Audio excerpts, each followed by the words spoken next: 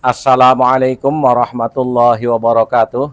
Saudara-saudaraku sebangsa dan setanah air, orang-orang yang menggunakan akal warasnya akan sangat mudah sekali menerima kebenaran tesis ilmiah Kiai Haji Imaduddin Utsman yang mengatakan bahwa para habib itu bukan keturunan Nabi Muhammad SAW.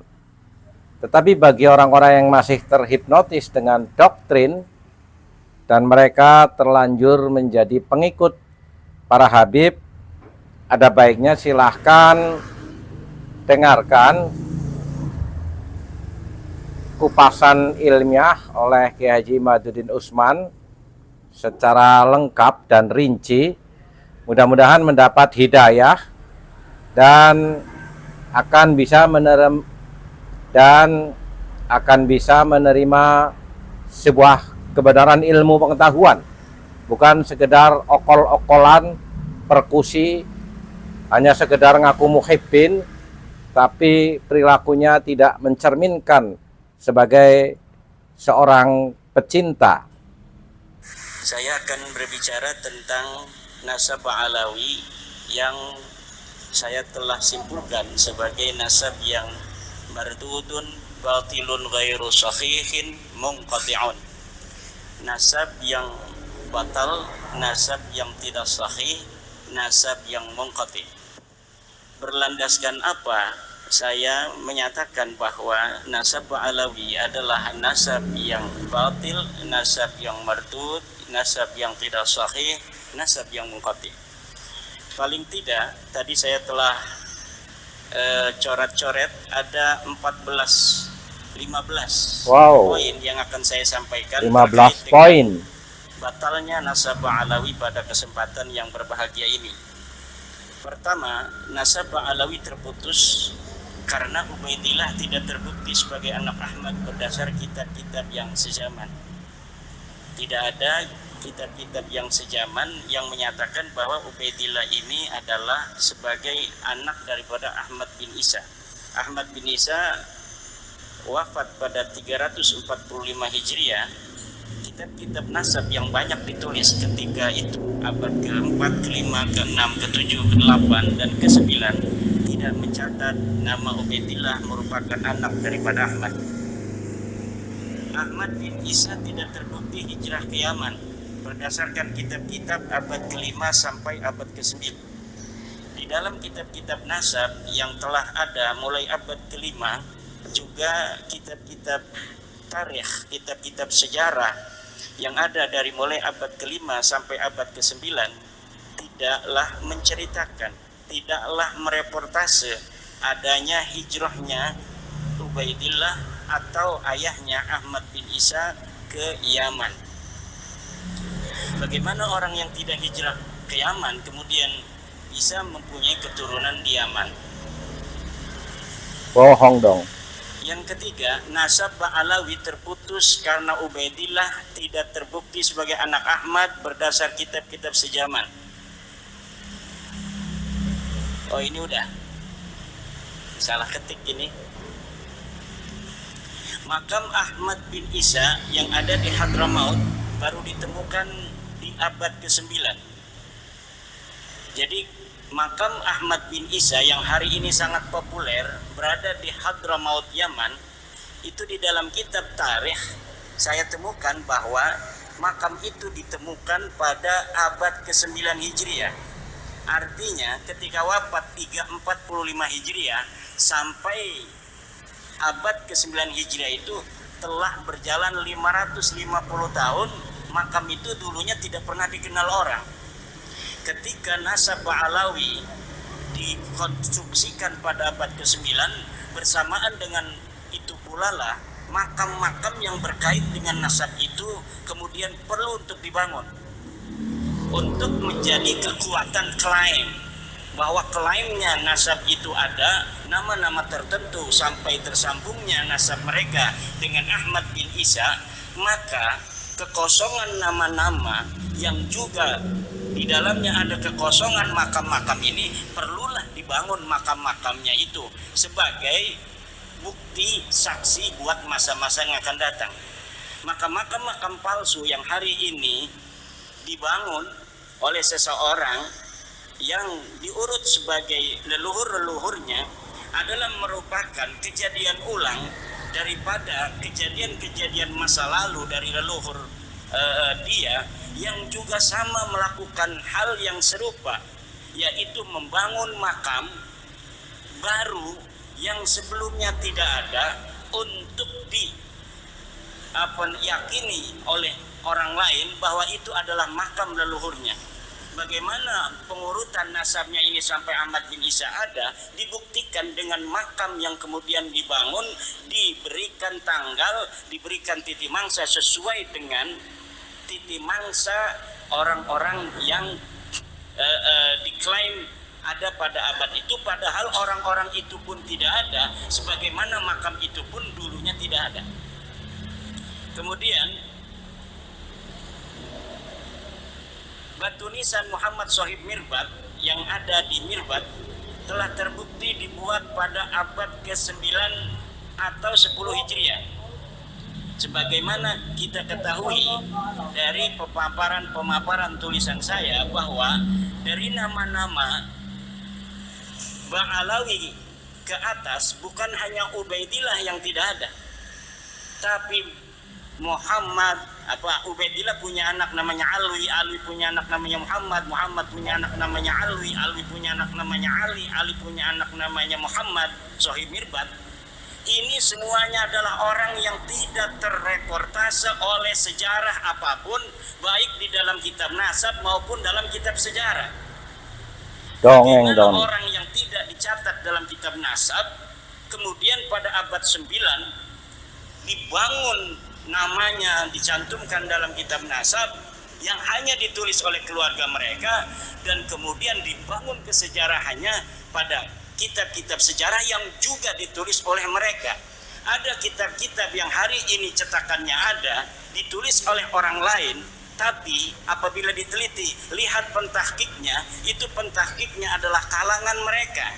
Dan saya meyakini setiap kitab sejarah yang ditahkik oleh kalangan Ba'alawi, maka pentahkikannya itu tidak jujur, dan di dalamnya pasti ada interpolasi nama-nama sesuai dengan nama-nama leluhur yang mereka catat. Kenapa? Karena nama leluhur mereka tidak tercatat dalam kitab sejarah, maka mereka merasa perlu untuk mencari manuskrip-manuskrip kuno, kemudian manuskrip kuno ini ditahkik olehnya, kemudian disisipi nama-nama dari keluarga mereka, dan ini dapat dipertanggungjawabkan karena saya telah meneliti beberapa pentahkikan dari kalangan mereka tentang kitab-kitab tarikh Hadramaut, tarikh Son'a dan yang mengitarinya. Di dalamnya ada interpolasi, yaitu penyisipan tokoh yang tidak ada dalam manuskrip aslinya, kemudian disisipkan seakan tokoh-tokoh ini adalah merupakan tokoh yang historis. Kemudian Muhammad bin Ali diberi gelar Shahib Mirbat pada abad 9 tidak terbukti sebagai bergelar Shahib Mirbat. Menurut Ibnul Athir abad ke-7, yang bergelar Shahib Mirbat adalah Muhammad Al-Manjawi, raja di Mirbat. Ada seorang raja yang dicatat oleh Ibnul Athir, sejarawan masa itu, yang bernama Muhammad Al-Manjawi. Muhammad Al-Manjawi ini diberi gelar oleh Ibnu Khaldun, oleh Ibnul Athir sebagai Shahib Mirbat. Itu pada abad ke-7. Kemudian Ali As-Sakran pada abad ke-9 menulis sejarah leluhurnya, kalangan Ba'alawi ini, menyematkan nama untuk salah satu nama yang dibarukan itu, yaitu Muhammad bin Ali, disebagaikan atau dialiaskan sebagai Muhammad Shahib Mirbat. Tadinya tidak ada gelar Muhammad Shahib Mirbat untuk leluhur mereka, tetapi karena ada pencatatan dari mereka bahwa Muhammad bin Ali ini pernah ke Mirbat, maka diberi gelarlah leluhurnya ini yang bernama Muhammad bin Ali dengan Muhammad Shahib Mirbat. Saya telah membaca kitab-kitab yang berkaitan dengan sejarah mirbat dan sejarah dhifar, serta ulama-ulama yang hidup pada sejaman dengan Muhammad bin Ali dalam tanda kutip sahib mirbat ini, sama sekali tidak ada yang mencatat di samping kanan dan kirinya seorang ulama bernama Muhammad bin Ali yang digelari kemudian pada abad 9 dengan sahib mirbat dari kalangan Ba'alawi. Orang ini bukan hanya tidak bergelar sahib mirbat, tetapi juga kehistorisannya sangat dipertanyakan. Fiktif dong. Bahkan saya berani mengatakan itu adalah fiktif. Orang ini fiktif. Tidak ada di Dhifar, tidak ada di Hadramaut, bahkan mungkin tidak ada di dunia Aceh. Seorang yang bernama Muhammad bin Ali ini. Lalu bagaimana mereka punya leluhur? Ya jelas mereka punya leluhur. Lalu leluhurnya siapa? Ya saya tidak tahu. Apakah namanya Muhammad bin Ali? Ya bisa jadi. Tapi yang jelas bukan Muhammad bin Ali yang hari ini kita kenal kesejarahnya sedemikian itu. Lalu bagaimana kok bisa begitu banyak kitab-kitab yang mencatat kesejarahannya hari ini?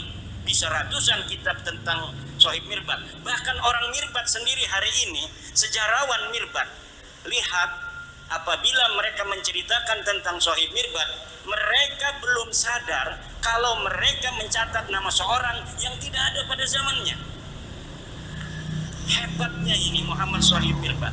Dan saya kalau dipertemukan dengan sejarawan mirbat, sejarawan Dhifar, saya yakin orang Dhifar dan orang mirbat sejarawannya itu akan langsung sadar kalau sudah bertemu dengan saya. Apabila saya berikan algoritma dari sosok sahib mirbat ini, sejarawan Dhifar, sejarawan mirbat, sejarawan Hadramaut akan langsung sadar bahwa ada masalah dalam kesejarahan, terutama kesejarahan nasab daripada sadah-sadah mereka ini, terutama yang berkaitan dengan klaim glorifikasi dari keluarga Pak Ali dalam ilmu pengetahuan, dalam tasawuf, dan dalam peran-peran kesejarahannya di masa itu yang berkaitan dengan politik, sosial, dan sebagainya. Sangat luar biasa. Kiai NU yang satu ini membongkar kebohongan sejarah dunia. Bahkan saya sekarang sedang mencari orang yang bisa mempertemukan saya dengan para pakar-pakar sejarah di Yaman agar mereka tercerahkan. Yang saya ingin ketemukan adalah para pakar-pakar sejarawan yang tidak ada kaitan dengan Ba'alawi, yang insya Allah apabila dia itu bisa bertemu, maka itu akan langsung gampang sadar daripada orang-orang yang mempunyai subjektivitas dengan kalangan Ba'alawi. Dan saya meyakini itu. Apabila algoritma ini sedikit dibuka, sadar mereka dengan itu, maka sejarah Yaman hari ini yang terbentuk begitu kokoh akan rungkat. Bukan hanya sejarah nasab Ba'alawi, tapi sejarah Yaman, sejarah mirbat yang hari ini ada, rungkat semua.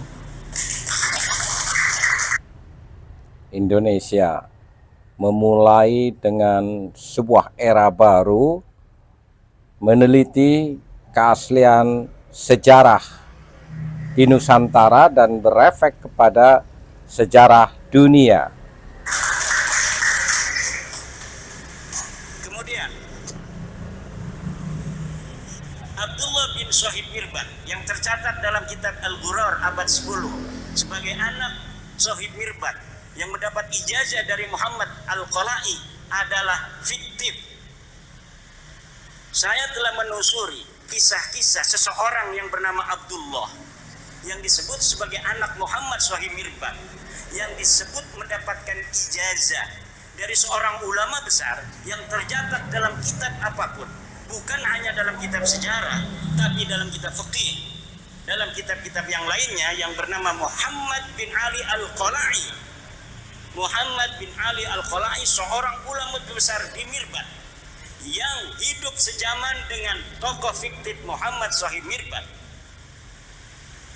Ini dikatakan dia memberikan ijazah kepada seseorang bernama Abdullah, Syarif Abdullah.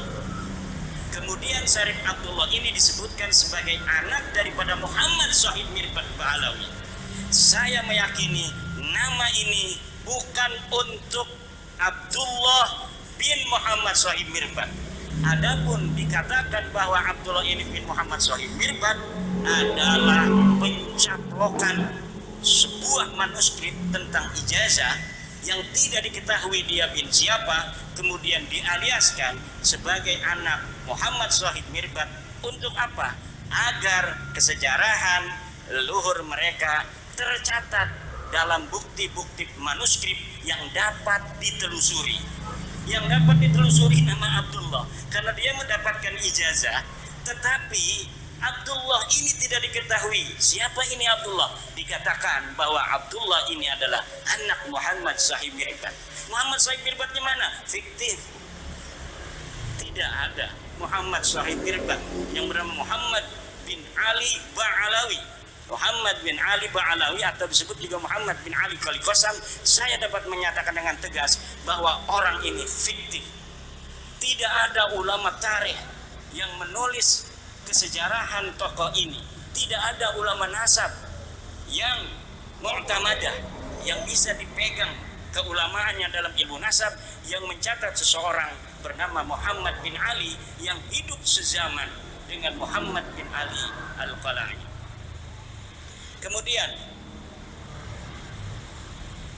Jadid yang terdapat dalam kitab As-Suluk tidak terbukti sebagai saudara dari Alwi.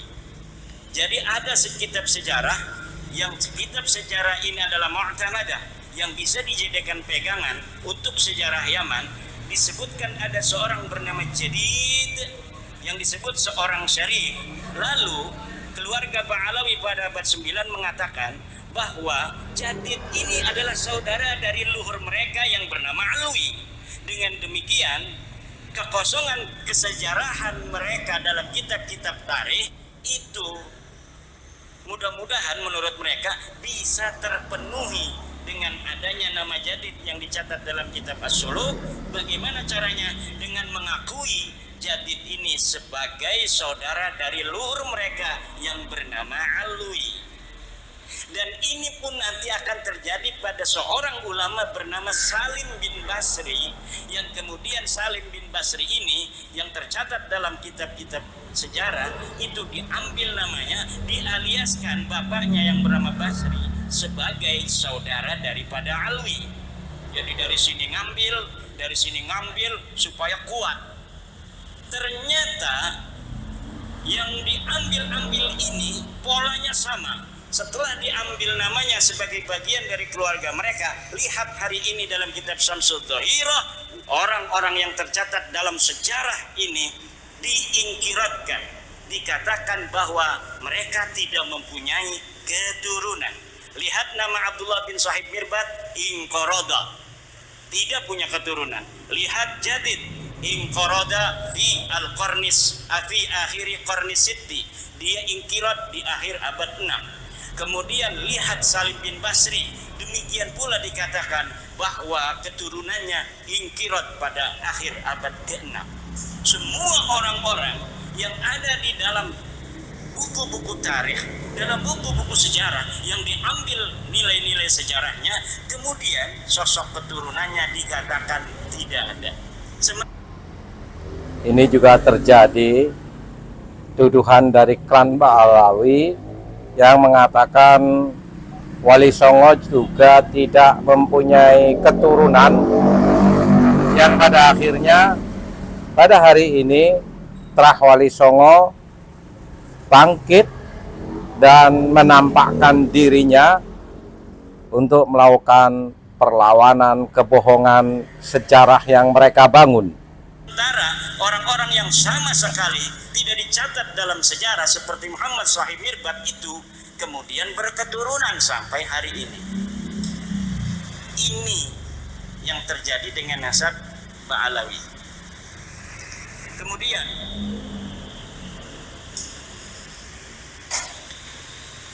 kitab Tarikh Sambal, ada sebuah kitab namanya kitab Tarikh Sambal pada abad ke-10.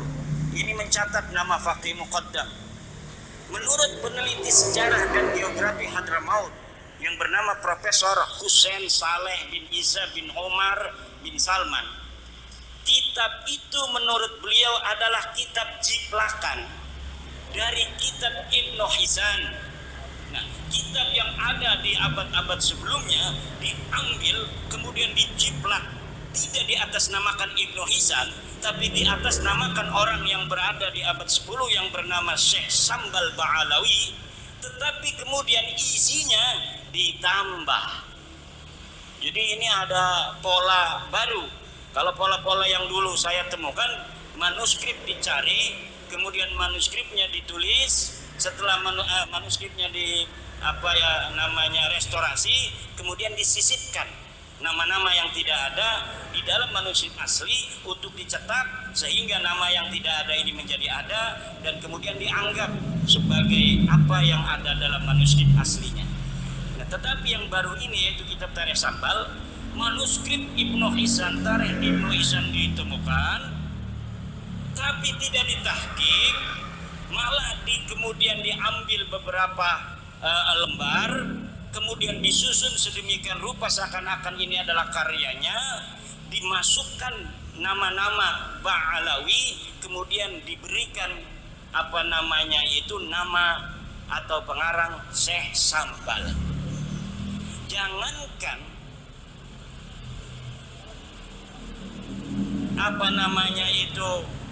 kitab ini ada pada masanya, tokoh Syekh Sambalnya aja ada yang meragukan dia betul-betul pernah ada.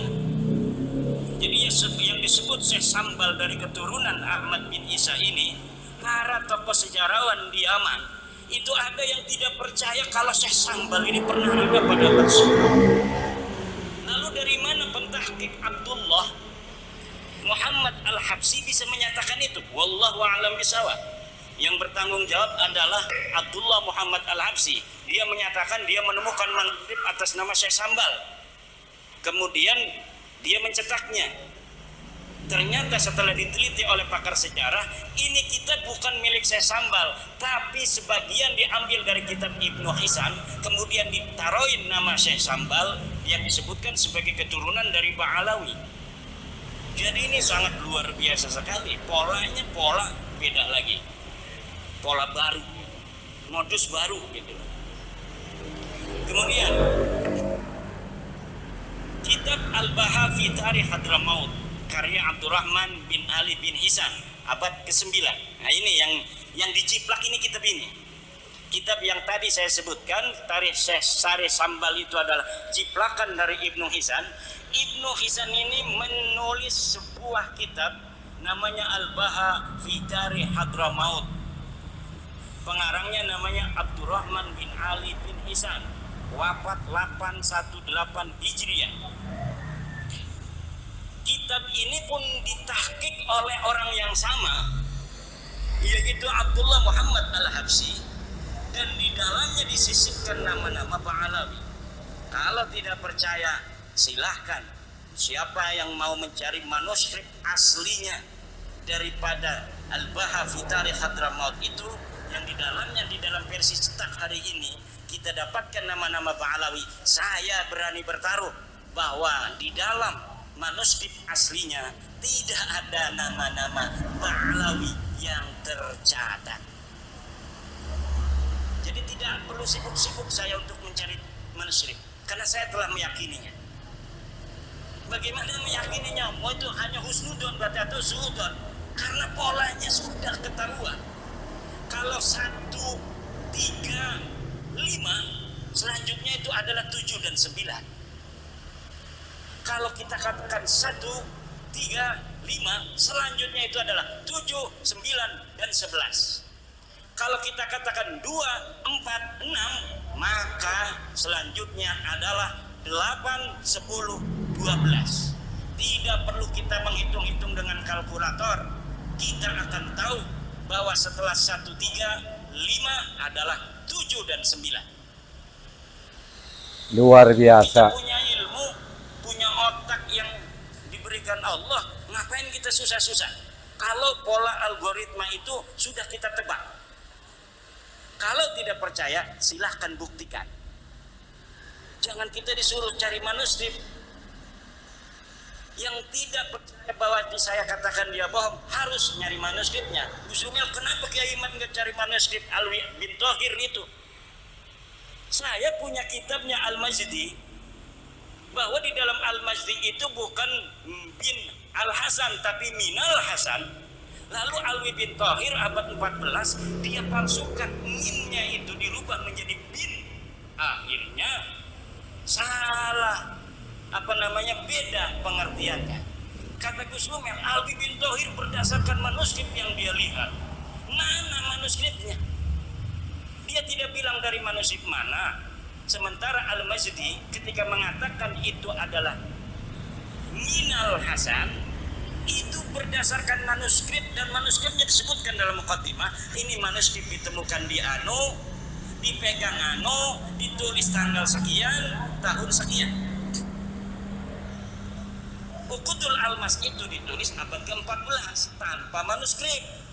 Katanya mengaku melihat manuskrip, tanpa menyebutkan manuskripnya ada di mana, ditulis oleh siapa dan tahun berapa. Sementara Uqudul Almas ini, Al-Majdi, ketika salinannya itu dicetak menjadi sebuah kitab, menyebutkan bahwa salinannya ditulis pada abad ke-12. Salinannya sekarang ada di perpustakaan Ano, ditulis oleh Mang Ano. Lalu sesuatu yang berdasarkan alamat yang jelas melawan sesuatu di abad 14 yang tidak punya alamat sama sekali, mana yang menang dan mana yang harus dipertanggungjawab? Ini yang terjadi. Luar biasa. Kitab Al-Imam Al-Muhajir, ada sebuah kitab namanya Al-Imam Al-Muhajir, ditulis oleh Muhammad Yashihab, ini ada di Indonesia, dan Abdullah bin Noh, ini seorang ulama di Bogor, ditulis tanpa referensi sejarah. Kitab ini menerangkan tentang tokoh yang bernama Al-Imam Ahmad Al-Muhajir. Semuanya lengkap. Ini binnya Anu, belajarnya di Anu, pergi ke Anu dan sebagainya. Tetapi tanpa referensi kitab pada masanya, bahkan sampai abad ke-9 tidak bisa disebutkan satupun kitab apa yang menjadi referensinya. Lalu referensinya ada berapa? Ya referensi unggulan Ba'alawi, yaitu Al-Burqatul Musyiqah dan Al-Jauharus Syafaf. Hanya itu saja mentoknya. Dengan satu lagi kitab Al-Ghurar di abad ke-10. Kitab Al-Ghurar, nah ini yang tadi saya sebutkan, Ba'alawi abad 10, yang menjadi salah satu buku referensi utama nasab Ba'alawi, hanya mempunyai referensi dari abad ke-9, yaitu kitab Al-Burqah dan kitab Al-Jauharus Syafa'ah. Jadi abad 10 sudah nambah tuh. Tadinya abad 9 hanya ada Al-Burqah dan Al-Jauharus Syafa'ah. Abad 10 nambah satu, namanya Al-Ghurar. Nanti ada lagi kitab karangan Abu Bakar Al-Idrus, ada 4. Nanti tumbuh lagi. Nanti abad 11 makin banyak. Abad 12 makin banyak. Sehari ini ratusan kitab menyatakan nasab Ba'alawi dan sejarahnya. Tetapi semuanya akan mentok dan habis pada abad ke-9. Referensinya tidak akan bisa nganclong ke abad ke-8, abad ke-7, abad ke-6, abad ke-5, dan abad ke-4. Karena memang semuanya is nothing. Orang ini tidak pernah ada. Is nothing. Itu.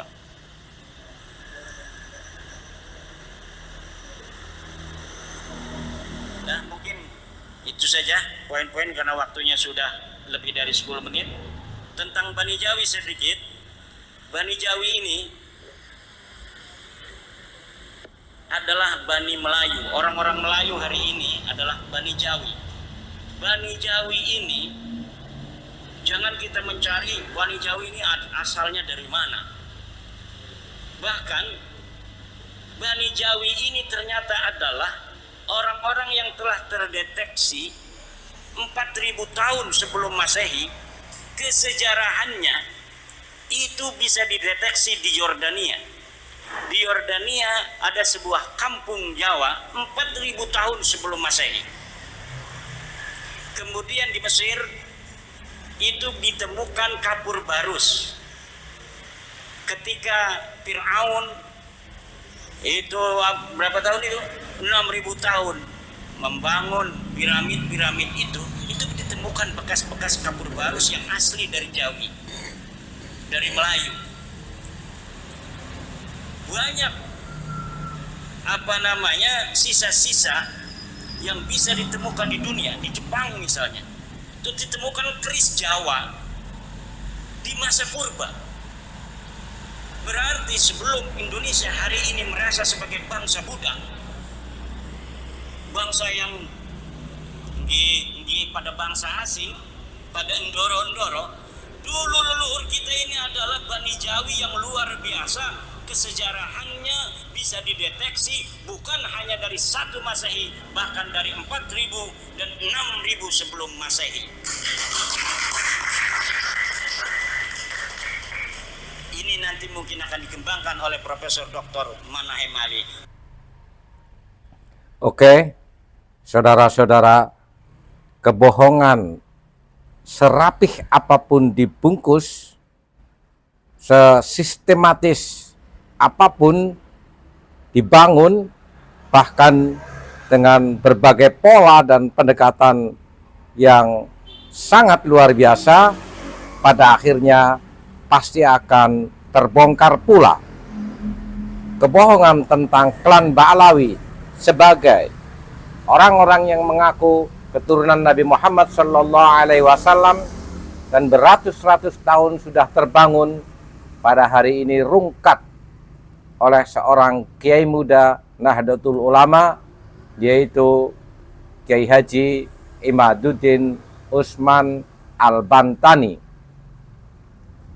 Salut, dan kita perlu angkat topi bersama tentang penelitian yang beliau lakukan akan banyak merubah berbagai hal dalam tata kehidupan yang akan datang, baik itu sejarah, mentalitas, spiritualitas, dan konstruksi-konstruksi bangunan keilmuan yang harus bersandar pada sebuah fakta dan data yang sangat rigid, bukan sekedar klaim-klaim atau paparan-paparan sepihak mengatasnamakan sebuah kebenaran, tapi ternyata itu adalah sebuah mimpi-mimpi bohong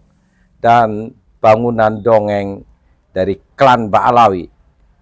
Sekali lagi, kita patut mengangkat topi dan berterima kasih kepada Kiai Haji Imaduddin Usman Al-Bantani yang telah melakukan secara rinci kajian keilmuan tentang sejarah dan tentang nasab Ba'alawi,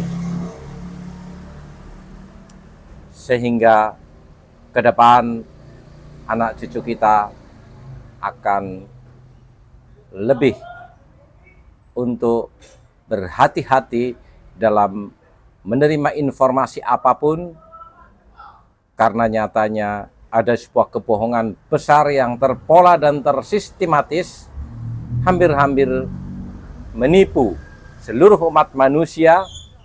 Tetapi sekali lagi, kebenaran akan menemukan jalannya sendiri, dan kebohongan serapih apapun pasti akan terbongkar. Bersiaplah. Wal afu minkum, wassalamualaikum warahmatullahi wabarakatuh.